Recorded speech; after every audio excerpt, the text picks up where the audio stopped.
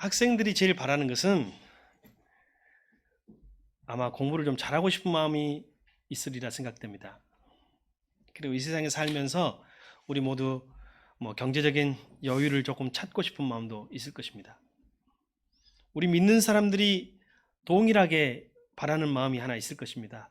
나도 믿음이 좀 있었으면, 내 믿음도 좀 커졌으면, 나도 저 사람처럼, 저분처럼 저런 믿음을 좀 가져봤으면. 오늘 같은 마음으로 사도들이, 제자들이 예수님께 나와 말합니다. 5절입니다. 우리가 읽었던 첫 번째 절 5절. 사도들이 주님께 말하였다. 우리에게 믿음을 더하여 주십시오. 우리에게 믿음을 더하여 주소서. 이렇게 말했어요. 평범한 얘기인 것처럼 보이죠. 그러나 이 짧은 요청에는 주님을 따르는 수많은 제자들의 로망이 담겨 있어요. 우리도 마음을 담아 한번 해볼까요? 우리에게 믿음을 더하소서. 시작. 여러분, 사도들의 마음과 여러분의 마음이 같죠? 예, 우리도 믿음이 있기를 바랍니다. 이렇게 생활해보고 살아보니 사실 다 믿음 문제더라고요. 사실은 다 믿음에서 모든 것이 평안한 것도 믿음이고 평안을 잃어버린 것도 믿음인 거예요. 어쩔 땐 능력도 믿음이고 능력 없음도 믿음의 문제였음을 기억합니다. 우리 성도님들 중에서도 이렇게 요청하시거나 바라는 분들이 많이 있습니다. 우리 남편 믿음이 아직 부족한데 우리 남편이 믿음이 더 커지고 좋아질 수 있도록 기도해 주시기 바랍니다. 이렇게 기도 요청하는 분들 많이 있죠. 우리 자녀들의 믿음을 위해서 우리 자녀들이 믿음 생활을 잘하고 우리 자녀들의 믿음이 커질 수 있도록 기도해 주십시오. 흔히 듣는 기도 제목이죠. 그리고 또 그것뿐이겠어요. 야, 나도 저분이 봉사하는 것처럼 저렇게 봉사하는 것처럼 나도 봉사하고 싶다. 저분의 믿음을 담고 싶다 하는 분이 여러분 있으시죠? 야, 어떻게 저렇게 매일 한 번도 빠지지 않고 기도하실까? 나는 새벽 기도하시거나 아니면 매일매일 끊임없이 기도하시는 분의 삶을 담고 싶다. 나도 저분의 믿음을 담고 싶다. 그런 분들, 그런 때 여러분도 있으시죠? 나도 저 사람처럼 저분처럼 믿음이 깊어졌으면 좋겠다. 아마 이것이 우리 믿는 모든 사람의 소원 중에 하나일 것입니다. 그런데 여러분, 어떻게 하면 더 큰 믿음을 가질 수 있을까요? 믿음이 어떻게 하면 더 좋아질 수 있을까요? 그런데 오늘 5절에 보면 사도들이 주님께 우리에게 믿음을 더하여 주소서라고 했다고 했는데 여기는 굉장히 중요한 내용이 그 다음에 이어서 나옵니다. 사도들은 주님께 믿음을 더해달라고 요청했고 더 큰 믿음을 주십시오. 나에게 더 큰 믿음을 주십시오. 라고 말을 했어요. 근데 여기서 사도들이 깨달은 것은 하나 있습니다. 사도들의 말씀을 통해서 우리가 알 수 있는 것이 하나 있어요. 여러분, 믿고 싶다고 해서 믿어집니까? 내 믿음이 커지게 하고 싶다고 해서 커집니까? 여러분, 내가 믿음이 좋아지고 싶다고 해서 내 믿음이 좋아집니까? 다 세상사도 마찬가지지만 믿음도 내 마음대로 되는 것이 아니에요. 믿음은 하나님의 선물입니다. 오늘 우리에게 믿음을 더하여 주소서라는 것을 보니 사도들이 믿음이 누구로부터 오는 것인가, 누가 주셔야 하는 것인가를 잘 이해하고 있는 것 같습니다. 우리도 그 마음을 담아서 내 마음대로 내가 믿고 싶다고 믿어지는 것이 아니에요. 내가 믿고 싶다고 믿음이 커지는 것이 아닌 것 같아요. 우리도 사도들의 마음을 담아 하나님을 향하여 한번 기도 한번 해봅시다. 간구해 봅시다. 나에게 믿음을 더하여 주십시오. 시작. 여러분에게 믿음의 선물이 충만히 풍성히 내려지기를 바랍니다. 믿음은 틀림없이 하나님의 선물입니다. 여러분, 이것을 어찌 알 수 있냐면 같은 장소, 같은 시간에서 똑같이 말씀을 들었어요. 근데 어떤 사람은 믿음으로 받아들이고 믿음으로 결단해요. 근데 같은 장소, 같은 시간에 똑같이 앉아 있어요. 근데 어떤 사람은 전혀 믿음이 자라지를 않는 거예요. 그것만 보면 믿음이 같은 조건 속에서도 다 다르게 반응하거나 역사할 수 있다는 것을 알 수 있습니다. 그것뿐이겠어요? 어떤 사람은 같은 시간 안에 같은 봉사를 했는데 그 사람은 주님을 위한 봉사하고 주님께 봉사하는 것이에요. 마무리도 아름답습니다. 근데 같은 일을 하고 같은 봉사를 했어도 사람을 의식한 인간적 봉사였다면 대부분 그런 경우는 마무리가 아름답지 못합니다. 그래서 같은 일을 해도 달라지는 것입니다. 내가 믿음으로 하는 것인가 아닌가. 믿음은 분명 하나님의 뜻인데 전도하다 보면 더욱 분명하게 그것을 알게 됩니다.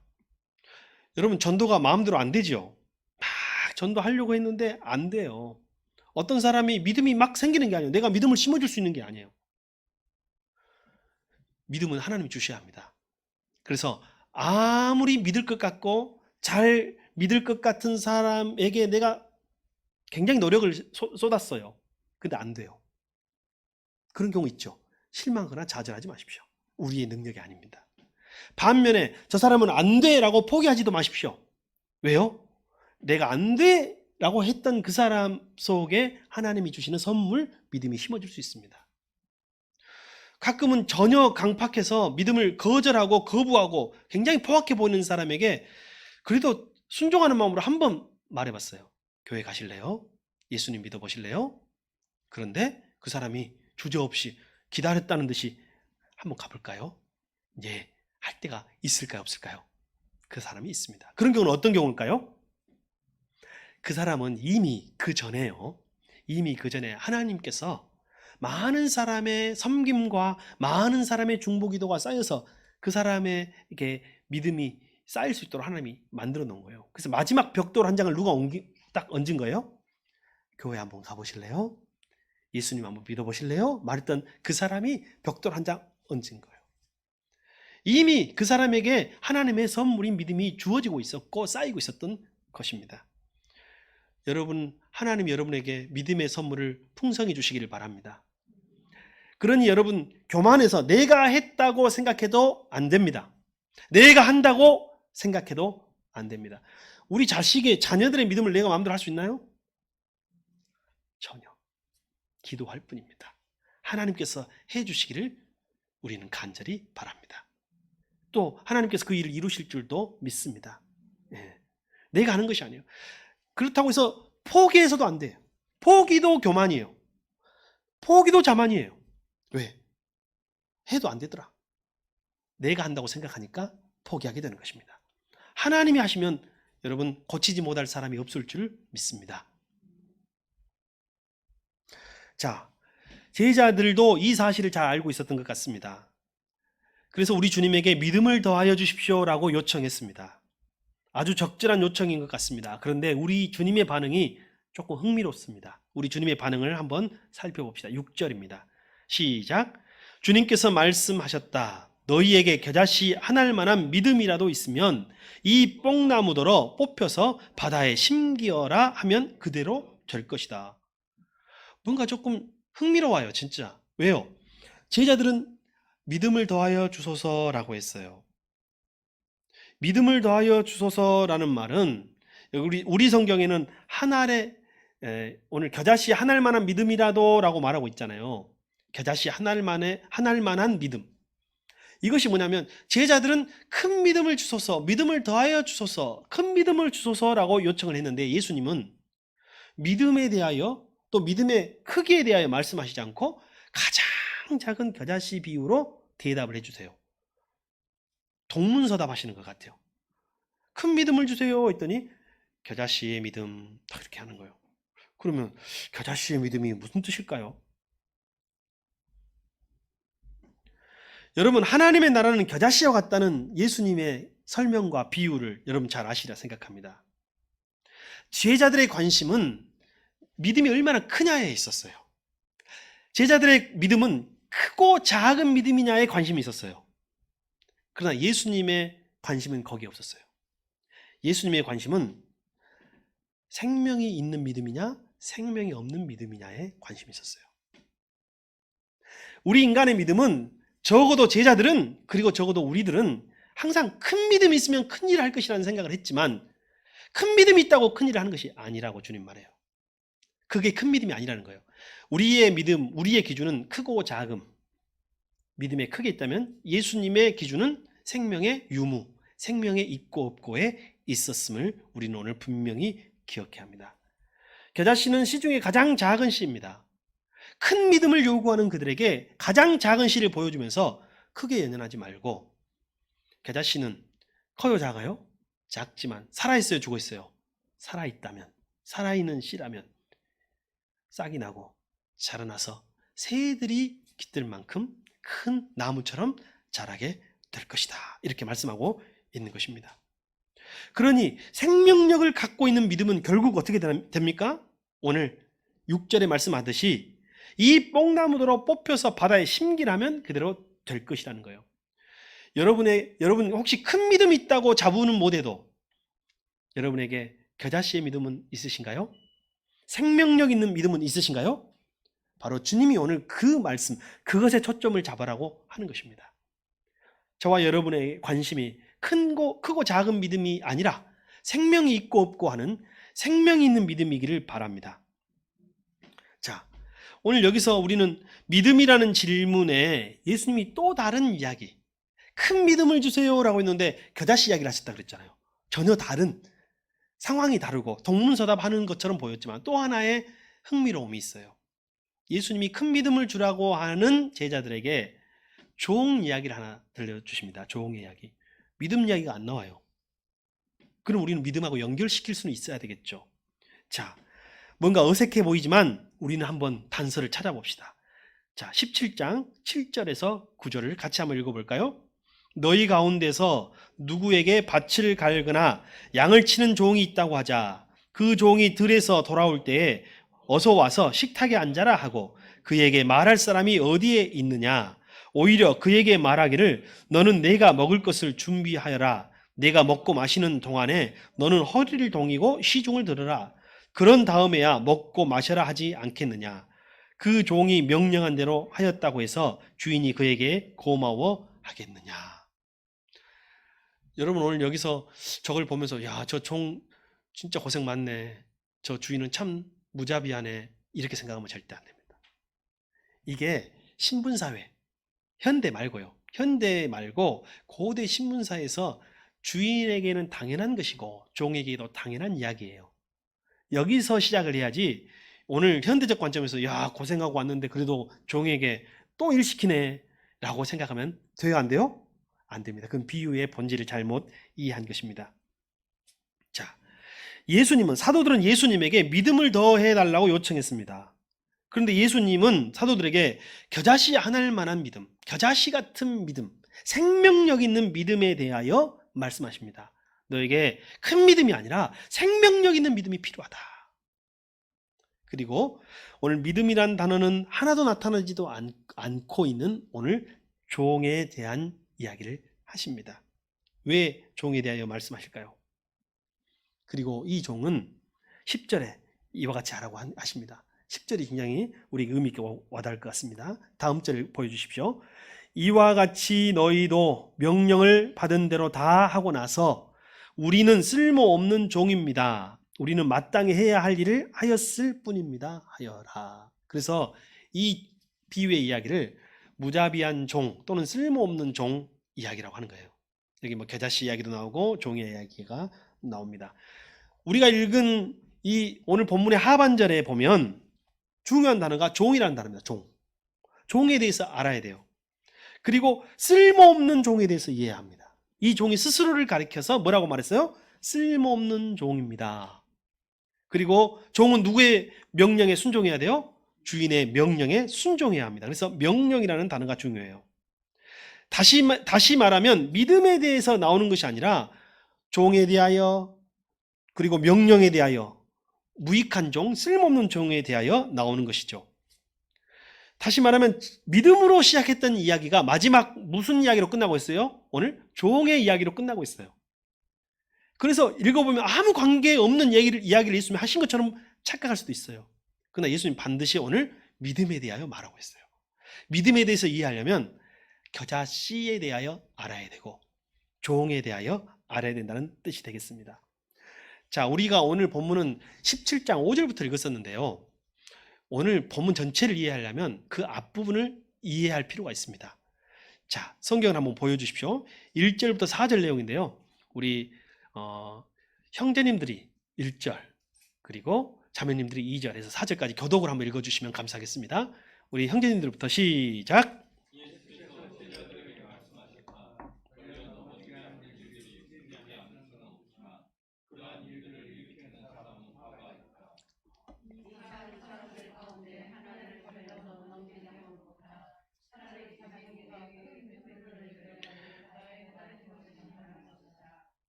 너희는 스스로 조심하여라. 믿음의 형제가 죄를 짓거든 꾸짖고 회개하거든 용서하여 주어라. 그가 내게 하루에 7번 죄를 짓고 7번 내게 돌아와서 회개하오 하면 너는 용서해 주어야 한다. 자, 오늘 제목이 우리에게 믿음을 더하소서였잖아요. 이 질문이 나온 그 배경에 대하여 설명이 나온 거예요. 갑자기 뜬금없이 우리에게 믿음을 더하여 주소서, 나에게 큰 믿음을 주소서라고 제자들이 말한 것이 아니라 먼저 예수님이 질문을 하세요. 뭐라고 질문하십니까? 뭐라고 말씀하십니까? 걸려 넘어지게 하지 말아라. 그 사람에게는 화가 있다. 이게 개역 성경에는 뭐라고 되어 있어요? 실족하게 하지 말아라. 그 사람에게는 화가 있다. 근데 세번역 성경에는요, 명확히 말하고 있어요. 뭐라고요? 여러분, 실족해 하면 연자맷돌을 목에 메고 바다에 빠지는 것이 낫다 그랬잖아요. 연자맷돌을 누가 맨 줄 알아요? 개역 개정에는 그 주체가 잘 나오지 않아요.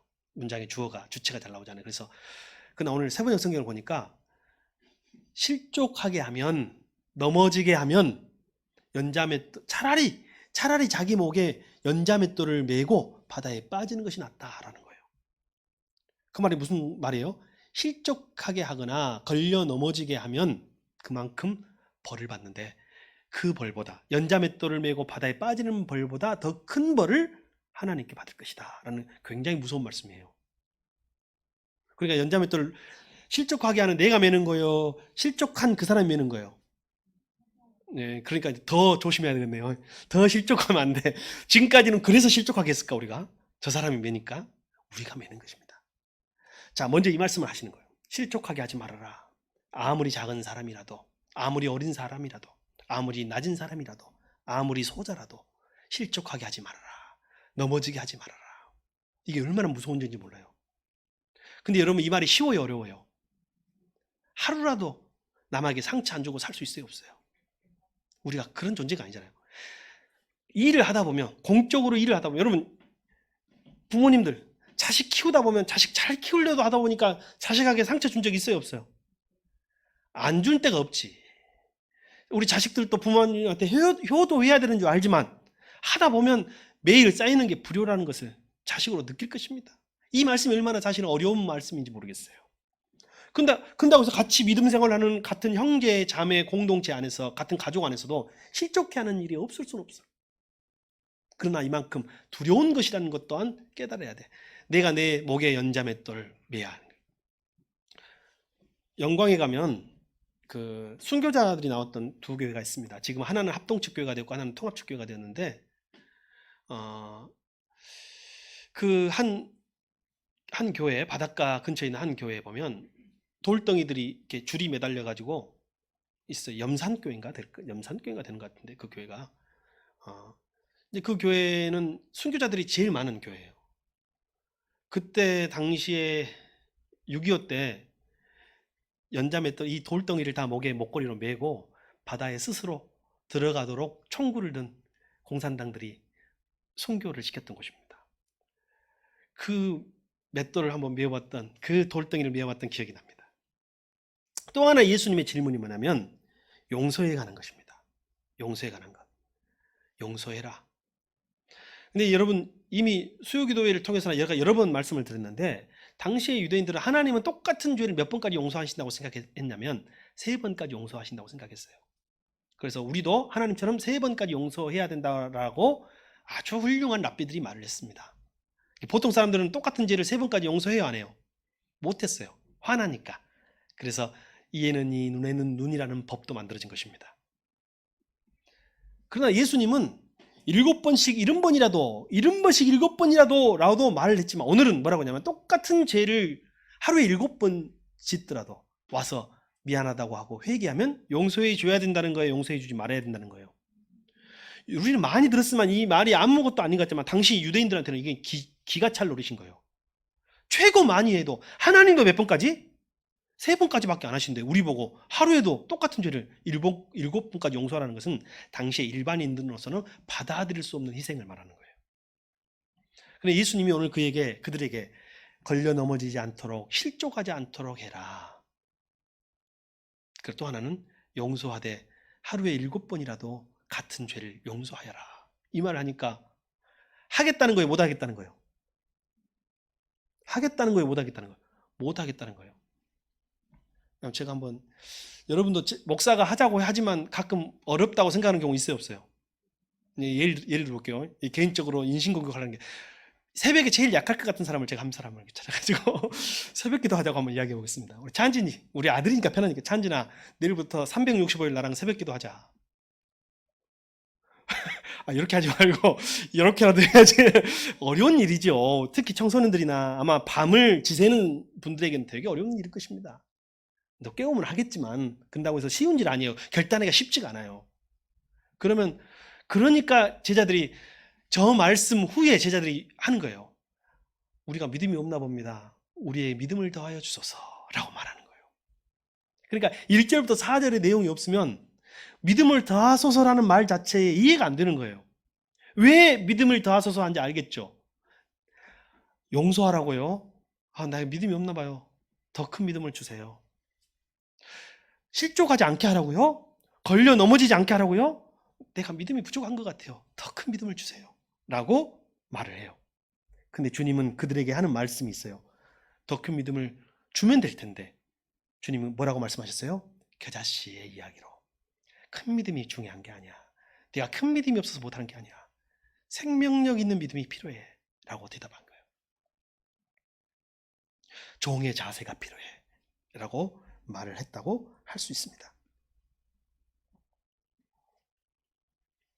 우리 속마음도 제자들과 같아요. 그러니까 다시 말하면, 큰 믿음을 주소서, 믿음을 더하소서라는 말은요, 나는 못해요, 라는 말과 같은 거예요.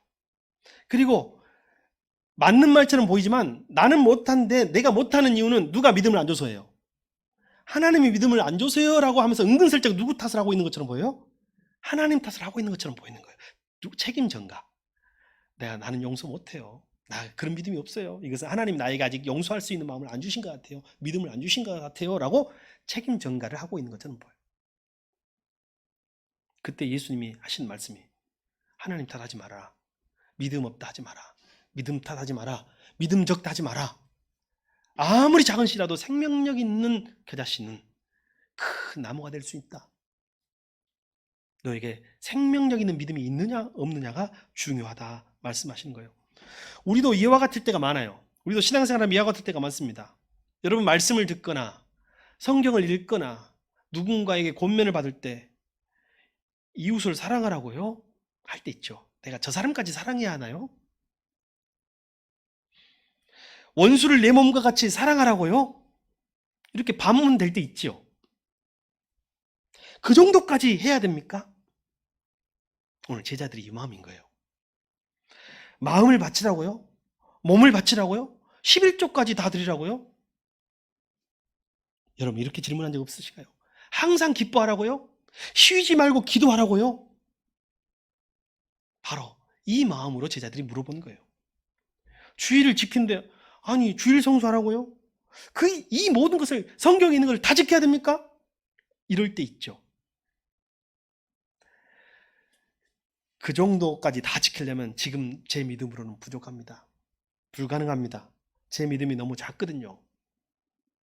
바로 이 마음이 우리에게 믿음을 더하소서라고 했던 제자들의 마음인 것입니다. 여러분, 그래도 우리에게는 더 큰 믿음이 있기를 원합니다. 그렇다면 오늘 주님이 주신 그 답을 잘 귀 기울여 들어야 합니다. 어떻게 하면 큰 믿음이 될 것인가? 이미 하나님을 우리에게 주실 때 생명력 있는 믿음을 주셨어요. 예수 그리스도를 마음속에 영접하고 생명이 우리 안에 이미 잉태하여 들어왔어요. 우리도 큰 믿음이 될 수는 있습니다. 될 수 있습니다. 어떻게 할까요? 예수님은 우리에게 예수님의 속마음으로 읽어봅시다. 예수님 그렇게 말씀하시는 거예요. 너희는 지금 잘못 알고 있다. 믿음의 크기가 중요한 것이 아니다. 믿음은 생명인 것이니 믿음의 생명력이 중요하다. 생명이 있으면 자라나게 되고 생명만 있으면 어떤 일도 해낼 수 있을 것이다. 생명 있는 믿음이 있기를 원한다. 또 이렇게 해석할 수도 있겠습니다. 예수님의 마음을. 믿음 타령 고만해라. 더 큰 믿음을 달라고? 더 좋은 믿음을 달라고? 지금 믿음이 약해서 못한다고? 그거 변명 아니냐? 본질은 거기에 있지 않다. 믿음이 약해서 못하는 것이 아니라 믿음이 작아서 못하는 것이 아니다. 믿음의 생명력이 없기 때문이다. 이렇게 한번 생각해 보아라. 너에게 선택권이 있다고 생각하지 말고 나는 선택권이 없는 종이라고 생각해 봐라. 그러면 네가 믿음의 본질에 대해서 잘 이해할 수 있게 된다.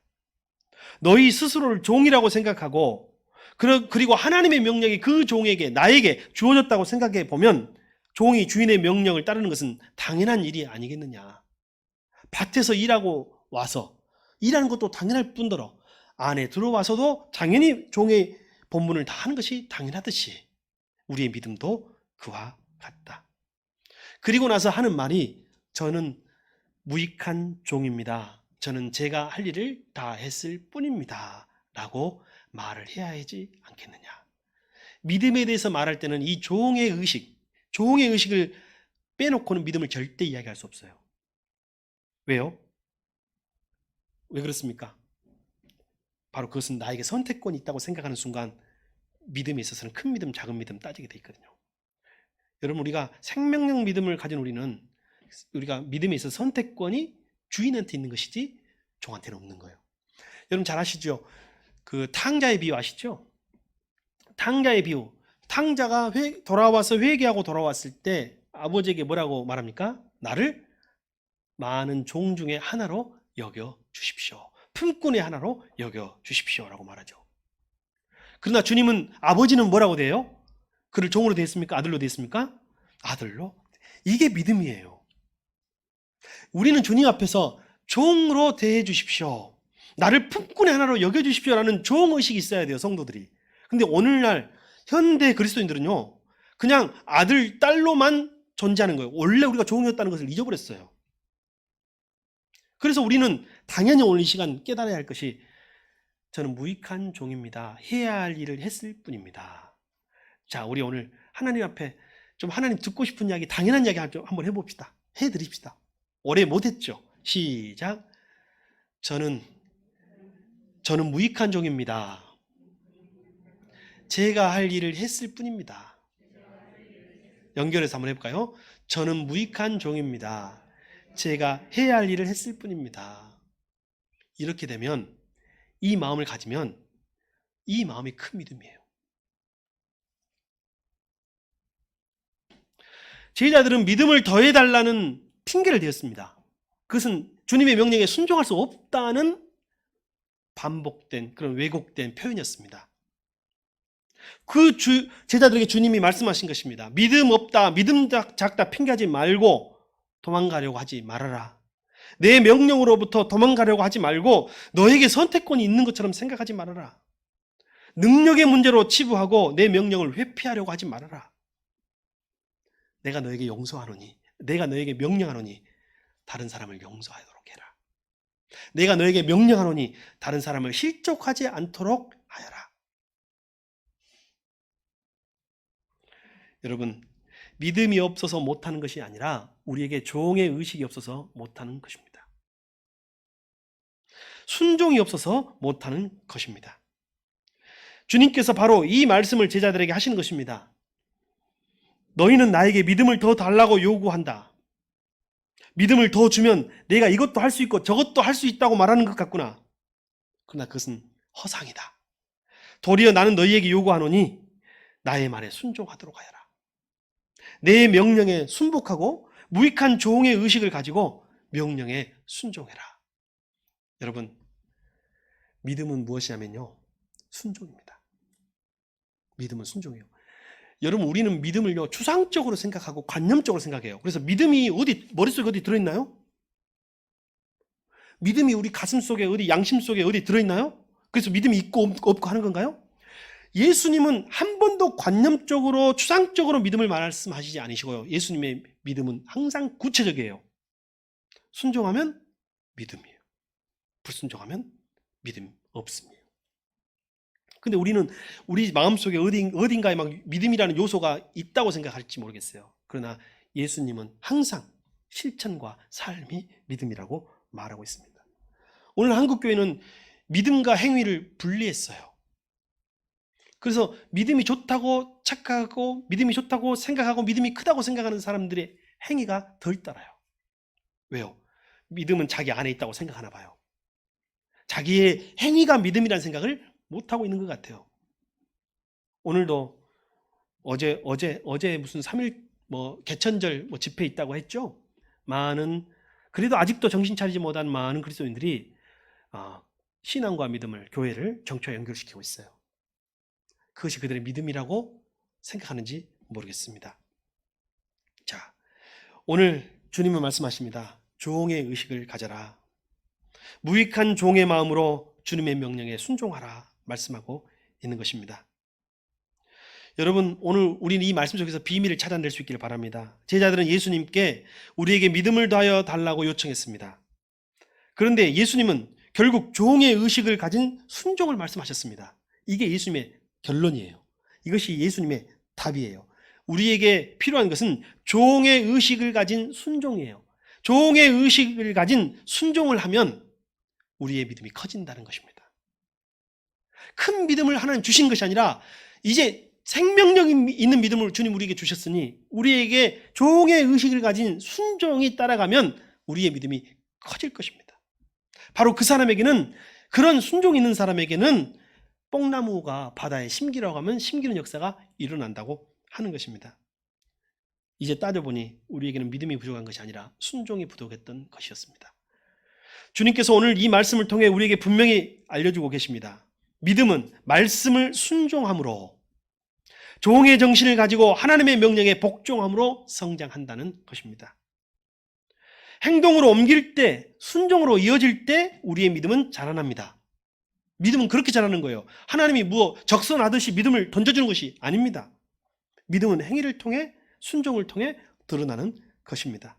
그래서 행위와 믿음은 결코 나눌 수 없습니다. 그래 역사적으로 많은 사람들이 행위와 믿음을 나누어 왔습니다.